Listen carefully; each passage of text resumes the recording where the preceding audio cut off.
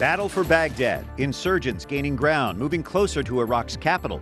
Now John Kerry is there to help sort out the mess. An offer they can't refuse. The strong words from Pope Francis about the mob. It can be a struggle to raise your kids when you're working full-time. A plan from the White House to make it easier. I believe that we can draw. What Team USA has to do to stay alive at the World Cup after Sunday's last-minute tie.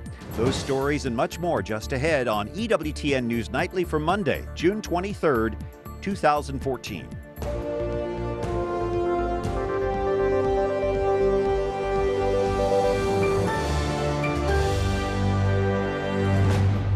Good evening from Washington. Thank you for joining us. I'm Brian Patrick. Looking at your news now, militants have captured crossing points bordering Jordan and Syria following this weekend's fall of 4 towns in Sunni-dominated Anbar province. Since January, those militants have controlled the city of Fallujah and parts of the provincial capital, Ramadi. The ongoing violence in Iraq is a threat to the entire world. That troubling statement from one of Iraq's top officials to U.S. Secretary of State John Kerry. Kerry is making his first visit to Iraq since dozens of cities were overrun by the al-Qaeda-inspired militants. Wyatt Goolsby has that story from the State Department tonight. Brian, Secretary Kerry urged top Iraqi government officials today to give up at least some of their political power to their opponents before a Sunni insurgency captures most of the country. At this point, one of the biggest problems in the country is the Sunni-Shia divide. On one side, the terrorists ISIS or ISIL are Sunni, and on the other side, primarily the government in Baghdad is Shia. Now, what John Kerry said today is that these two need to come together, a government that really represents all of the people, something that's much easier said than done. The meeting between Kerry and Iraqi Prime Minister Nouri al-Maliki was not expected to be the friendliest. Officials in Washington have discussed whether the man who has been in office since 2006 should resign as a first step towards quelling the violence. The very future of Iraq depends on choices that will be made in the next days and weeks. And the future of Iraq depends primarily on the ability of Iraq's leaders to come together and take a stand united against ISIL. Earlier today, fighting continued between Iraqi troops and militants. Those militants have cut through parts of Iraq, capturing key cities and border crossings in the last 2 weeks. Meanwhile, thousands of Iraqis have been displaced. Aidan Muhammad Jamel, a 74-year-old carpenter, arrived at the camp with his wife and 4 children after fleeing from Mosul. He worries for his family. We've been here for 7 days, but those who came today said they were being bombed by airstrikes. Especially today, it was heavy, with exploded gas cylinders, according to them. I haven't seen it. And they're throwing these gas cylinders on families. The ongoing crisis in the country has Iraqis here in the United States worried about their families and friends. Huda Al-Hamdani, who works at Catholic Charities in Houston, helps immigrants with resettlement. She fled Iraq in 2006 because of the violence. Like so many Iraqis, Al-Hamdani was targeted for her work with the U.S. military. Like, I started getting phone calls, we know where you work at, and we know where you live, and we will get you. We'll kill you. And it's this extremism that haunts many Iraqis across the world. American officials say in the last week they have upped their intelligence capacity in Iraq. In addition, they've also had several teams of the U.S. military helping in advisory roles. Brian? Thank you. Wyatt Spencer at the State Department.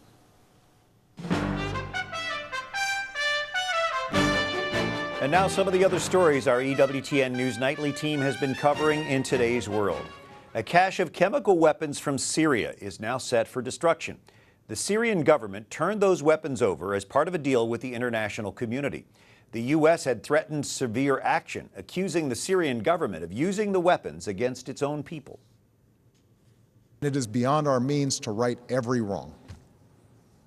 But when, with modest effort and risk, we can stop children from being gassed to death and thereby make our own children safer over the long run, I believe we should act. This is the final stash of weapons the Syrian government has declared and promised to turn over. Free and fair. That's the way we expect elections to be run, but there's controversy in Afghanistan over claims of fraud during this month's presidential election. So now Afghanistan's chief election official is stepping down. He says he did nothing wrong, but he hopes his resignation will calm the anger over claims of ballot box stuffing and other election-related problems. Afghanistan's incumbent president, who cannot seek a third term, is backing a UN effort to help with the election controversy. Back at home, progress for the Army sergeant who spent the past 5 years as a prisoner of war. Doctors have been treating Bo Bergdahl at military hospitals in Germany and Texas since he was freed by the Taliban May 31st. Now he is finally ready to start getting outpatient treatment on base.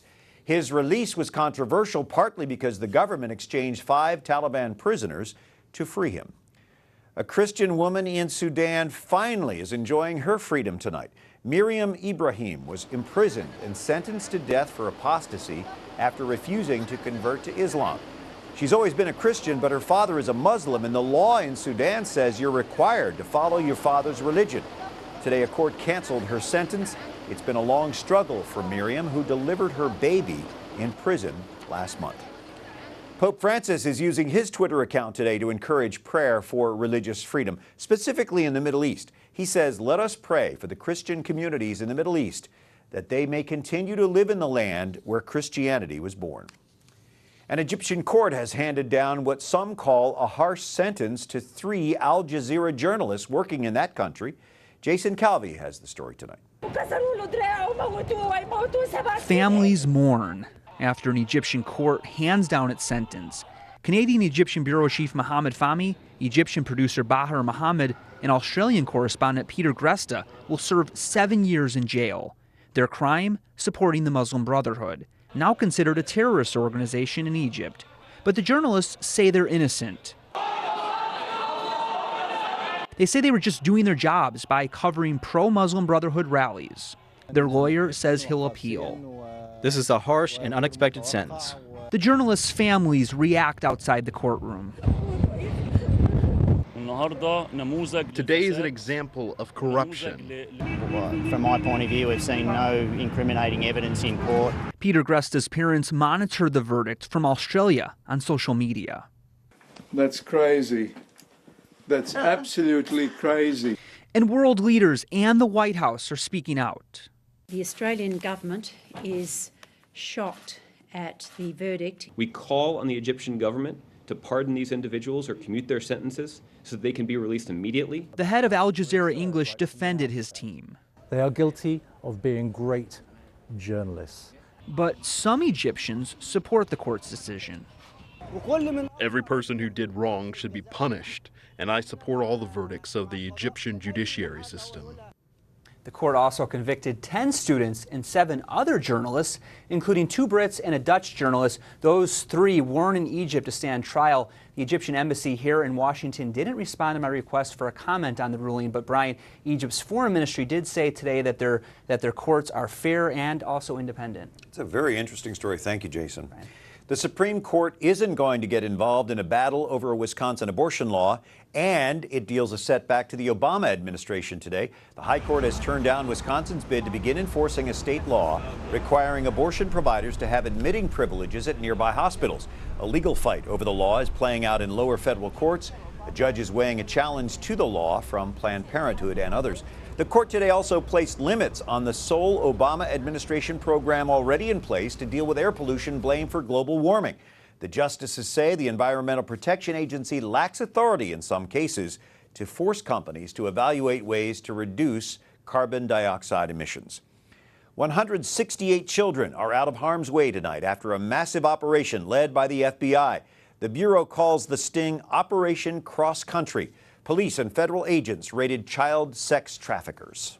The lesson of Operation Cross Country is that our children are not for sale, that we will respond and crush these pimps who would crush these children. Authorities arrested 281 pimps as part of Operation Cross Country. A newly released report sheds light on delays in prosecuting the case of former Penn State football coach Jerry Sandusky. He was convicted in 2012 of molesting children. The report looks at what happened during the investigation leading up to that conviction.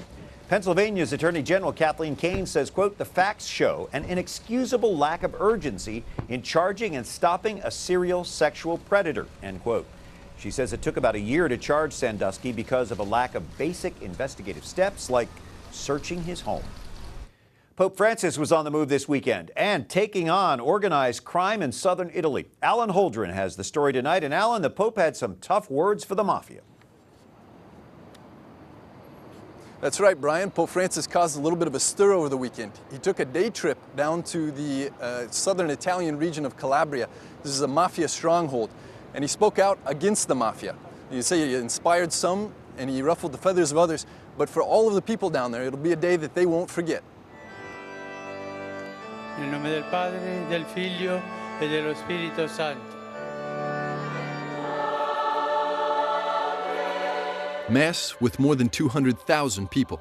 The city's residents number just 17,000. This is Italy's Calabria region, a place called Cassano al Ionio, the heartland of the 'Ndrangheta Mafia. Pope Francis didn't beat around the bush. He called the mobsters to convert, blasting those who practice what he called the adoration of evil and contempt for the common good. People who choose this path, he said, are excommunicated. Come sono I mafiosi, non sono in comunione con Dio, sono scomunicati. These people live daily with the mafia, and convicted mob members are housed here in jail in a city nearby. Pope Francis visited them earlier Saturday morning. One ex-mob drug runner is among these inmates. His 3-year-old son, Nicola, known locally as Coco, was gunned down by the mafia last January. Pope Francis said he prays for the boy continuously. Father Ciro Benedettini was there with Pope Francis. He's now back in Rome, where the impression of the Pope's words and their effect are still very present. They try to give the idea that they belong to the church, that they are real religious. In this way, with this word, they can't pretend anymore to belong to the church, to belong to the community of the Christians. Since Saturday, we've spoken with canon lawyers about what exactly this excommunication means. They said it's not the result of some official investigation or canonical procedure, but it is the Pope saying directly to mobsters that if you live this sort of lifestyle, you're outside of communion with the church, thus excommunicated. So in this case, it was a call to conversion. Brian? Thanks for making that clear, Alan. We appreciate it. And during this weekend's trip, the Pope again shows meaningful humanitarian gestures. He reached out to people in southern Italy, stopping alongside the road between his events to bless the sick, the young, and the elderly. The family of a woman with disabilities waited alongside the road, hoping the Holy Father would greet her as he passed by. Well, that wish was granted. Francis got out of the car, blessed Roberta, who is 21, and gave her a kiss. This is cell phone video shared by the Vatican on social media today. Roberta's sister says her family still doesn't believe that this happened. They say they are very grateful to Pope Francis.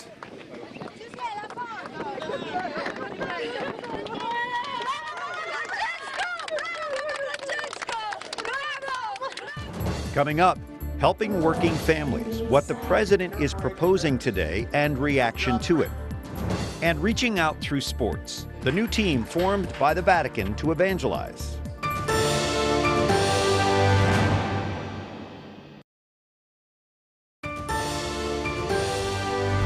On Monday, the 23rd of June, thanks for joining us for EWTN News Nightly. I'm Brian Patrick, helping working families. Today, the White House held a summit on that issue. But will the president's proposal meet the needs of everyday Americans?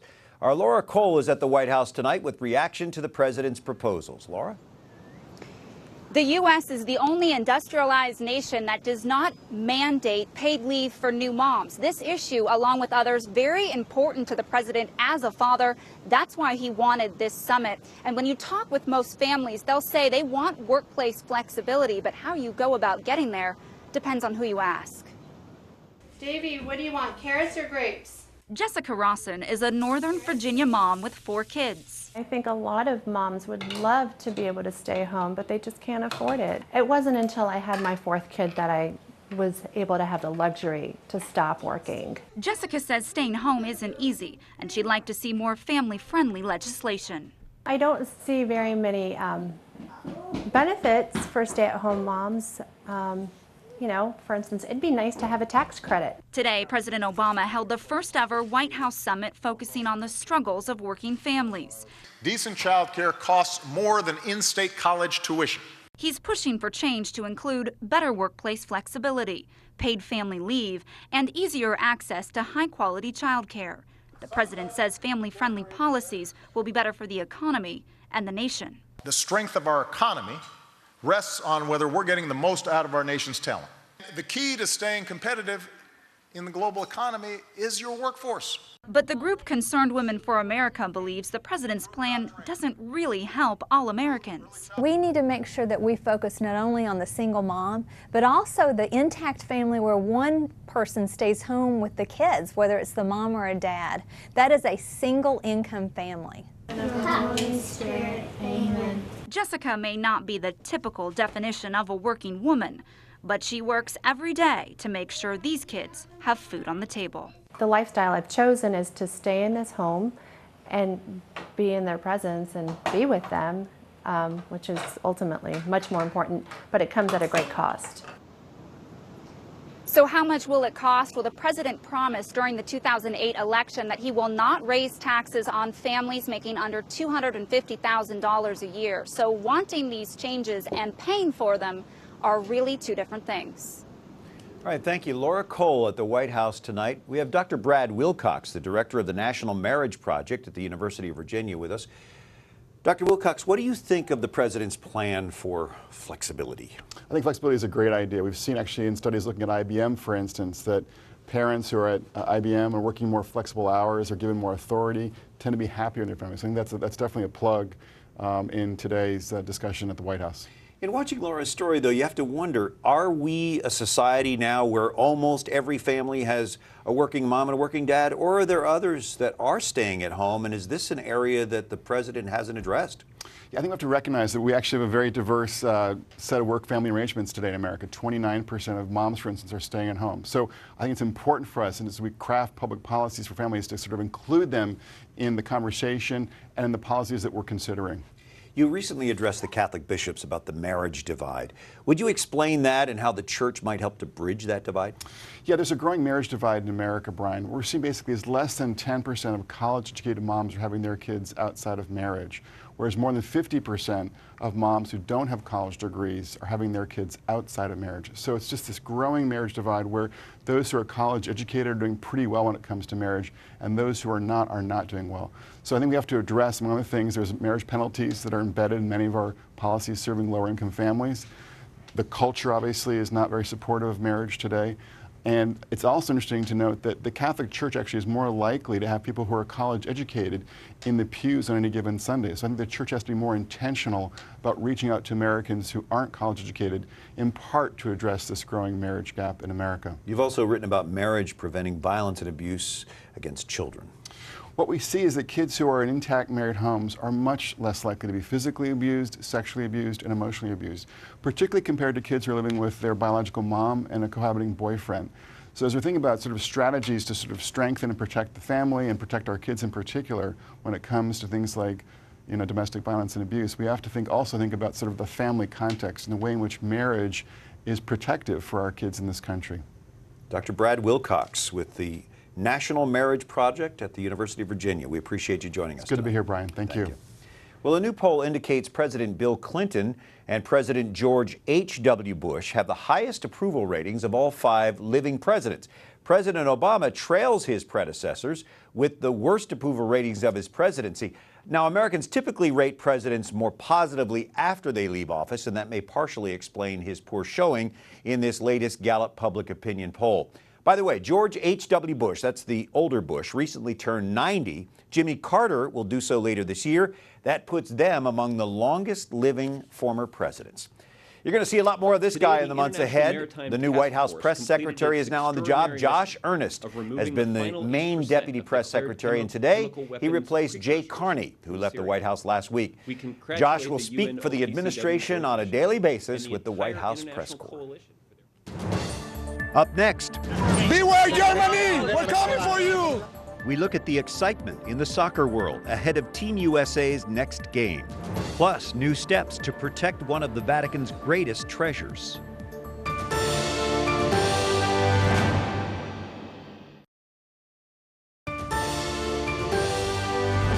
We are grateful to have you along for EWTN News Nightly on this Monday evening. I'm Brian Patrick, and World Cup tourists in the town of Olinda, Brazil, we're looking forward to Mexico's match against Croatia today. The game takes place in nearby Recife. The nearly 500-year-old coastal community is a UNESCO World Heritage Site. Its narrow cobblestone streets are lined with colorful buildings featuring fine architectural detail. The scenic streets were peppered with Mexican tourists wearing their national team's colors. Others soaked in the stunning view of the skyline framed between palm trees and colonial rooftops. Well, Team USA is still alive in the World Cup, even without a win on Sunday. I believe that we will tie. I believe that we will tie. I believe that we will tie. The U.S. was just 30 seconds away from their first come-from-behind win at the World Cup and their first consecutive wins since 1930 at the Games. But what they received instead was uncertainty, with a tie against Portugal. Thought we were going to win in the last couple minutes. They made a goal. That's soccer. The United States fell behind early on, with Portugal scoring just 5 minutes in. USA's Jermaine Jones tied the game at 64 minutes with an exquisite 28-yard shot tucked inside the far post. And team captain Clint Dempsey's goal in the 86th put the Americans ahead 2-1. But it wasn't to last. Sylvester Varela's goal on a diving header off Cristiano Ronaldo's cross on the game's last play tied it 2-2. Germany and the Americans both have 4 points, but the Germans have a better goal difference. Ghana, which lost 2-1 to the United States, has 1 point, as does Portugal. We're going to win. We're going to go all the way through. We'll beat Germany 5-0. We'll beat Germany too. Beware, Germany. We're coming for you. Now the Americans might need at least a point Thursday against Germany to advance to the knockout stage. They could advance with a loss, depending on the result of the Portugal-Ghana game played at the same time. Well, from soccer to cricket, the Vatican's new cricket team is going on tour in the UK. September's Light of Faith tour aims to forge better ties between Catholics and Anglicans. Faith is something alive and active. Perhaps culture at times tends to make us forget the presence of God. And this is going to be a very white, visible presence of God on a cricket field at Canterbury. The Vatican formed its team last year, tapping mostly Indian and Sri Lankan priests, deacons, and seminarians studying in Rome. The Games will raise money for an interfaith initiative to combat human trafficking and modern-day slavery. The Vatican museums will be installing a new landmark HVAC system for the Sistine Chapel, home to some of the church's greatest artwork. Vatican Radio reports this system is specifically designed to protect Michelangelo's masterpieces from deterioration. It's expected to be in place in a few months. It uses first-of-its-kind energy-saving technologies as well as methods to minimize noise and limit air motion around those precious frescoes. The director of the Vatican Museum says the goal is the preservation of Michelangelo's masterpieces in the Sistine Chapel while allowing visitors to continue to behold the frescoes for years to come. Well, we celebrated Corpus Christi this Sunday in most of our parishes. We want to show you how the Swiss Guard marked the feast this past weekend. In the shadow of St. Peter's Dome, German, Austrian, and Swiss choirs, along with folk bands, provided music for the procession. Swiss Guards carried a canopy over the Eucharist, and the faithful followed. This tradition was revived a few years ago by Germans who live and work in the Vatican. Finally tonight, we revisit Sunday's beautiful Corpus Christi procession at EWTN's Alabama home campus. For our entire EWTN News Nightly team, I'm Brian Patrick. Good night, and God bless you.